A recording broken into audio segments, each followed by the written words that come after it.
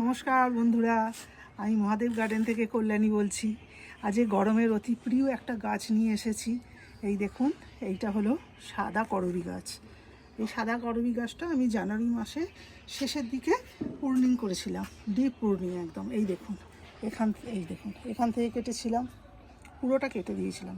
এই দেখুন, এখান থেকে কেটেছিলাম, এই যে এখান থেকে কেটেছিলাম, এখান থেকে কেটেছিলাম, আর এই যে পুরো গাছটাকে একদম ন্যাড়া করে দিয়েছিলাম প্রুনিং করে।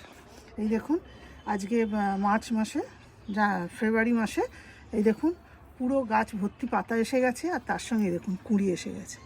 এই দেখুন কুঁড়ি, এই দেখুন গাছ ভর্তি সাদা সাদা করবী ফুল হবে। এই দেখুন, এটা যখন কাটি তখন এখানে আপনারা কাটার পরে এখানে ফাঙ্গিসাইড লাগিয়ে দেবেন, প্রত্যেকটা সাপ লাগিয়ে দেবেন।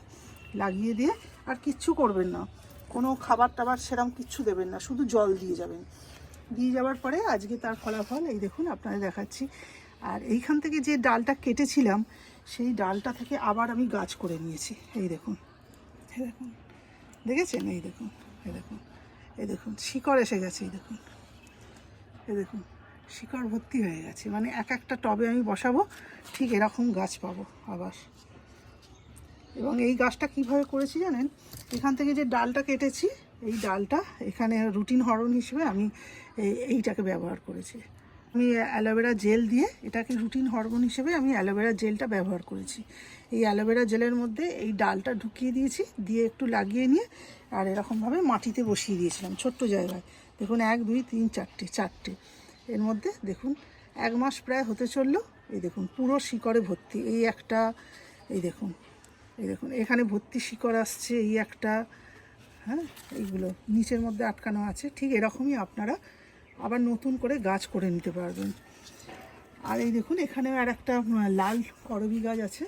এই যে এটাকে এবার আজকে আমি প্রুনিং করব, করে ঠিক এইরকম করে এই গাছটা এই গাছটার মতোই এটাকে তৈরি করে নেব। আমি এখান থেকে পুরো ডালটা কেটে দেবো আজকে। কেটে দিয়ে তারপরে আবার আমি আপনাদের 1 মাস পরে দেখাবো। এটারও ঠিক এরকমই ফুলে ভর্তি হয়ে যাবে। এইটার যেমন পুরো কুঁড়িতে ভর্তি হয়ে গেছে, এই যে পুরো কুঁড়িতে ভর্তি হয়ে গেছে, পুরো ফুলে ভর্তি হয়ে যাবে, ঠিক সেরকমই লাল করবীটাকেও আমি ঠিক এইভাবে তৈরি করে নেব। আপনারাও একটা গাছ থেকে 10টা গাছ বানান এবং ছাদের সৌন্দর্য বৃদ্ধি করুন। নমস্কার, আমার এই টিপসটা ফলো করবেন, আপনার গাছেও ভর্তি করবী ফুল পাবেন এই সারা গরমকাল ধরে। আপনারা আমার ভিডিওটা দেখুন, ভালো লাগলে লাইক, শেয়ার, কমেন্ট করবেন, প্লিজ সাবস্ক্রাইব করবেন। নমস্কার।